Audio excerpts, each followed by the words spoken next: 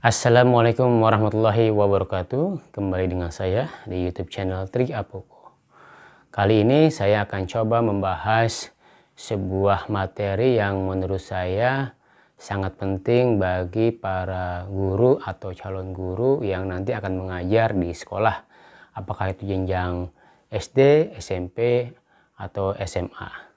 Nah, materi apa yang akan saya bahas untuk pembahasan kita kali ini, yaitu bagaimana cara kita menulis sebuah tes hasil belajar. Nah, setidaknya ada beberapa langkah yang harus kita perhatikan dalam menulis sebuah tes hasil belajar. Apa saja langkah-langkah itu? Yang pertama adalah perumusan tujuan tes. Yang kedua adalah bagaimana kita bisa menentukan bentuk pelaksanaan tes.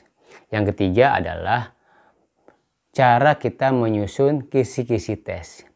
Lalu yang keempat yaitu penulisan butir soal. Yang kelima adalah melakukan telaah butir soal. Nah, setelah telaah maka langkah berikutnya yang keenam adalah melakukan uji coba tes hasil belajar tersebut. Dan yang terakhir adalah melakukan perakitan atau perangkat tes. Nah, seperti apa langkah-langkah itu dijabarkan? Yuk kita lihat video ini sama-sama.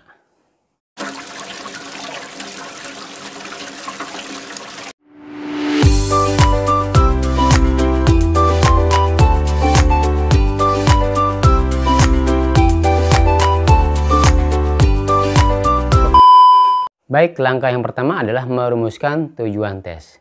Nah, seperti yang kita ketahui bahwasanya perumusan tes itu harus dilakukan dengan memperhatikan untuk apa tes tersebut disusun atau dikembangkan. Nah, umumnya biasanya tes itu ya digunakan tujuannya untuk misalnya tes penempatan atau placement test atau diagnostic test, atau bisa juga untuk mengukur perkembangan hasil belajar atau tujuan tes pembelajaran lainnya. Nah, selain itu juga untuk merumuskan tujuan tes yang perlu diperhatikan terutama untuk guru-guru di kelas, bahwasannya memang perumusan tujuan ini tentunya harus mengacu pada RPP atau rencana pelaksanaan pembelajaran yang telah disusun. Nah, di dalam RPP tersebut tentunya sudah tercantum apa itu tujuan pembelajaran, lalu materi-materi sesuai dengan KD yang akan diajarkan, dan juga tentunya indikator ketercapaian kompetensi dasar tersebut. Langkah berikutnya adalah menentukan bentuk pelaksanaan tes. Nah, secara umum tentunya tes itu bisa diklasifikasikan ke dalam bentuk apakah itu tes penampilan, atau tes unjuk kerja, atau tes lisan, maupun tes tertulis. Nah, untuk pembahasan ini sesuai dengan judul video kita adalah bagaimana kita menulis tes hasil belajar secara tertulis. Nah, oleh karena itu tes tertulis itu tentunya bisa dikelompokkan menjadi dua, yaitu tes bentuk uraian dan tes bentuk objektif. Nah, guru dalam menentukan bentuk tes tentunya harus memperhatikan atau mempertimbangkan tujuan tes, itu yang pertama. Yang kedua, kesesuaian dengan KD atau karakteristik materi yang diujikan. Lalu juga memperhatikan peserta didik ya, serta fasilitas pendukung lainnya. Langkah yang ketiga yaitu menyusun kisi-kisi soal tes hasil belajar. Nah, apa itu kisi-kisi? Jadi, kisi-kisi itu adalah suatu format berbentuk matriks atau tabel berisi tentang informasi yang akan dijadikan pedoman dalam menulis atau merakit soal. Lalu, kisi-kisi ini tentunya harus memenuhi persyaratan-persyaratan. Apa saja persyaratan-persyaratannya? Pertama, pastikan kisi-kisi yang akan disusun itu bisa mewakili isi materi yang akan diujikan. Yang kedua, komponen-komponennya itu harus rinci. jelas dan mudah dipahami. Dan yang ketiga, persyaratannya adalah indikator soal harus jelas dan dapat dibuat soalnya sesuai dengan bentuk soal yang telah ditetapkan. Oke, lalu langkah-langkah seperti apa dalam menyusun kisi-kisi tersebut? Yang pertama adalah menentukan KD atau kompetensi dasar yang akan diukur. Yang kedua adalah memilih materi-materi esensial yang representatif. Dan yang ketiga adalah merumuskan tujuan yang mengacu pada KD dengan memperhatikan materi yang ada. Nah, sekarang kita coba ulas satu persatu langkah-langkah dalam menyusun kisi-kisi soal ini. Nah, kita mulai dari KD.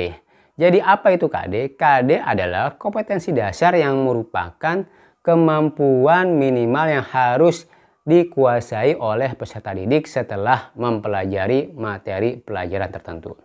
Nah, KD ini diambil dari kurikulum yang digunakan sekolah.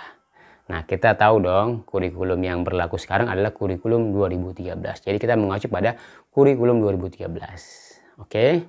Lalu langkah yang kedua dalam menyusun kisi-kisi adalah materi esensial. Jadi apa itu materi? Jadi materi merupakan materi esensial yang harus dikuasai peserta didik berdasarkan KD yang akan diukur. Nah, lalu seperti apa kriteria pemilihan materi esensial tersebut? Nah, diantaranya adalah pertama, materi yang sudah dipelajari sebelumnya. Oke. Yang kedua, materi esensial itu adalah materi yang penting dan yang harus dikuasai oleh peserta didik. Jadi materi yang wajib. Lalu yang ketiga, materi esensial itu adalah sering diperlukan untuk mempelajari mata pelajaran lainnya. Lalu apalagi? Tentunya materi tersebut adalah materi yang berkesinambungan pada semua jenjang kelas. Apakah itu kelas 7, 8, 9 atau kalau levelnya SMA kelas 10, 11, dan 12. Nah, yang terakhir tentunya materi esensial itu adalah materi yang memiliki nilai terapan yang tinggi dalam kehidupan sehari-hari. Lalu langkah yang terakhir atau yang ketiga dalam menyusun kisi-kisi soal adalah indikator. Jadi, indikator itu dijadikan acuan dalam membuat soal. Jadi ini yang paling penting menurut saya. Nah, di dalam indikator tentunya tergambar atau terinformasikan kompetensi apa yang harus dicapai di dalam KD. Lalu kriteria seperti apa dalam merumuskan indikator? Nah, ini penting diperhatikan. Yang pertama tentunya memuat ciri-ciri KD yang akan diukur. Yang kedua, memuat kata kerja operasional atau KKO yang dapat diukur. Lalu yang ketiga, tentunya indikator yang akan disusun adalah berkaitan dengan materi atau konsep yang dipilih. Dan yang terakhir, ya, indikator ini yang akan dirumuskan tentunya mengandung komponen-komponen indikator soal yang perlu diperhatikan. Seperti apa komponen-komponen indikator yang perlu diperhatikan? Yang pertama adalah indikator itu harus memuat A, B, C, D. Apa itu A? A itu adalah audience, yaitu subjek dalam hal ini adalah peserta didik. Lalu B itu apa? B itu adalah behavior, yaitu perilaku yang akan diukur. Nah, seperti KKO, ya, yaitu kata kerja operasional yang akan diukur. Lalu yang C itu adalah condition. Nah, condition itu adalah sebuah kondisi atau konteks atau stimulasi. Nah, jadi harus ada kondisinya. Misalnya kondisinya diberikan sebuah video, ya, ditayangkan sebuah video, diperdengarkan sebuah audio, ya, diperlihatkan sebuah gambar. Nah, itu suatu kondisi, situasi, ya. Lalu yang D itu apa? D itu adalah degree. Nah, apa itu degree? Degree adalah tingkat atau ukuran keberhasilan yang harus dicapai atau dipenuhi. Misalnya dengan tepat, dengan sesuai, dengan baik, dengan benar, sesuai dengan konteks yang dibahas dan seterusnya. Oke, jadi ini bagaimana kita menyusun indikator pembelajaran. Oke, kita sudah melihat langkah-langkah bagaimana menyusun kisi-kisi. Nah, sekarang kita coba lihat contoh ya, contoh kisi-kisi soal ya untuk tes hasil belajar bahasa Inggris. Baik, di sini ada sebuah contoh kisi-kisi soal untuk penilaian akhir semester, terutama jenjang pendidikan SMP atau MTS untuk mata pelajaran bahasa Inggris. Kurikulum 2013, kelas 7, jumlah soal 45, terbagi atas bentuk soal 40 pilihan ganda dan 5 esai atau uraian. Di sini ada 8 kolom yang terdiri atas nomor, kompetensi dasar, kelas, materi pembelajaran, indikator soal, level kognitif, nomor soal, dan bentuk soal. Nah, kita bisa melihat di sini mulai dari kompetensi dasar yang berisikan mengidentifikasi fungsi sosial, struktur teks, dan unsur kebahasaan teks, interaksi interpersonal, lisan, dan tulis yang melibatkan tindakan menyapa, berpamitan, mengucapkan terima kasih. Nah, di sini kolom berikutnya kelas 7 ya, di sini harusnya bukan 8. Lalu sebelahnya ada materi pembelajaran. Ya, di sini contohnya ada ungkapan menyapa sesuai KD, lalu ada ungkapan berpamitan dan ungkapan berterima kasih. Oke, untuk kolom berikutnya ini yang paling penting menurut saya, yaitu indikator soal. Seperti yang disampaikan pada pembahasan sebelumnya, bahwasanya indikator soal ini harus memuat komponen A, B, C, dan D. Oke, kita bisa lihat contohnya di sini. Kalimatnya adalah disajikan sebuah dialog rumpang berisi ungkapan menyapa. Nah, di sini disajikan sebuah dialog berarti menunjukkan condition atau kondisi, situasi atau stimulus. Lalu ada kata peserta didik mampu menemukan respon menyapa yang tepat sesuai ungkapan sapaan tersebut. Nah, di sini ada kata peserta didik, yaitu menunjukkan audience, oke, atau peserta. Lalu mampu menentukan respon menyapa, di sini menunjukkan behavior, perilaku yang diukur. Lalu yang berikutnya D, sesuai ya, yang tepat sesuai ungkapan sapaan tersebut. Demikian juga untuk contoh indikator yang kedua. Di sini tertulis disajikan sebuah dialog adalah sebuah condition, lalu peserta didik adalah audience, mampu menentukan fungsi sosial adalah behavior, lalu ditambah dengan kata atau frasa dengan tepat menunjukkan degree, ya, tingkatan yang diukur. Oke, nah sekarang kita lihat di samping kolom berikutnya adalah level kognitif. Ya, di situ ada L1 menunjukkan mengingat, lalu untuk indikator yang kedua adalah L3 mengaplikasikan, L4 itu adalah menganalisis. Lalu sebelahnya ada nomor soal 1, nomor soal 2, nomor soal 3, dan yang terakhir adalah bentuk soal. Nah, di sini tertulis pilihan ganda atau PG. Baik, setelah kita melihat contoh seperti apa kisi-kisi soal hasil belajar, nah kita sekarang masuk pada langkah berikutnya, tahapan untuk menulis soal atau tes hasil belajar, yaitu yang tahap keempat. Apa itu tahap keempat? Tahap keempat itu adalah menulis butir soal tes. Nah, jadi seperti dikatakan sebelumnya bahwasanya soal tes itu terbagi dua, yaitu soal tes uraian dan soal tes objektif.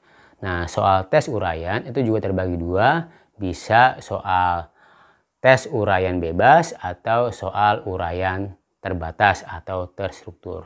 Lalu untuk soal tes objektif bisa berbentuk soal pilihan ganda, multiple choices, atau bentuk soal benar salah, ya, true or false, atau yang ketiga bisa juga berbentuk soal menjodohkan atau matching. Lalu tahap yang kelima adalah menelaah butir soal.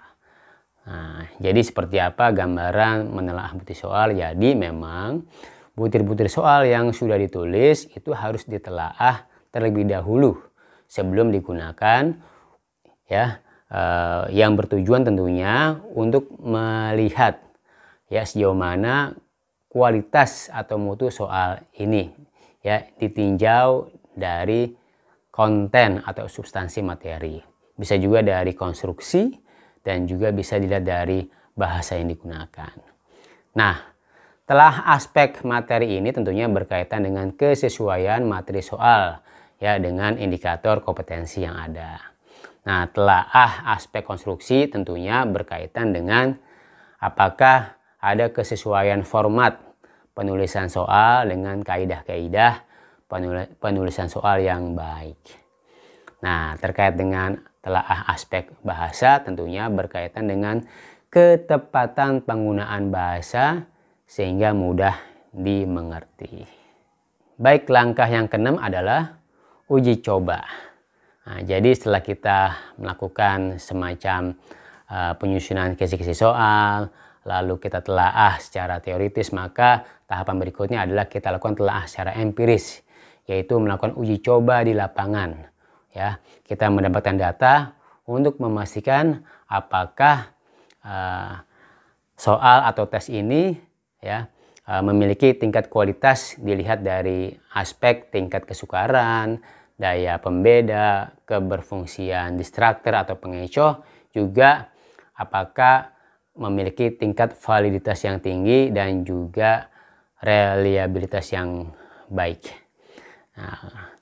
Nah, jika ditemukan beberapa hal yang tidak sesuai, ya, di lapangan dengan di teori yang sudah dibuat, dikembangkan, maka perlu dilakukan semacam koreksi atau revisi butir-butir soal yang memang terutama yang tidak memenuhi persyaratan tersebut. Tahap yang terakhir adalah dalam penyusunan atau menulis tes hasil belajar adalah merakit perangkat tes. Nah, jadi langkah ini langkah terakhir, maka butir-butir soal yang sudah memenuhi persyaratan, ya, berdasarkan hasil uji coba, maka selanjutnya dirakit menjadi satu perangkat tes. Nah, dalam perakitan perangkat tes ini perlu memerhatikan pertama adalah identitas soal, lalu petunjuk pengerjaan, lalu urutan nomor soal, juga pengelompokan bentuk-bentuk soal, dan juga tata letak penulisan. Oke, nah, baik, kita sudah melihat, ya, setidaknya ada 7 langkah penulisan soal atau tes hasil belajar. Tentunya memang bagi guru atau calon guru, ya, yang akan datang tentunya menjadi tantangan yang berat, karena salah satu untuk melihat apakah keberhasilan anak ini sudah memadai atau tidak, tentunya salah satunya melalui hasil belajar siswa. Hasil belajar siswa tentunya akan sangat berkualitas jika memang konstruksi penyusunan tes ini juga berkualitas. Jadi sangat penting. Selain juga bagaimana proses pembelajaran itu berlangsung dengan baik.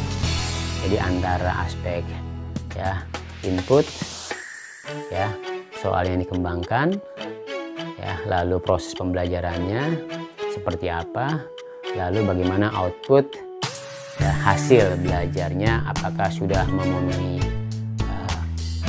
semua kriteria yang ada. Demikian yang bisa kita diskusikan. Saya akhiri, assalamualaikum warahmatullahi wabarakatuh.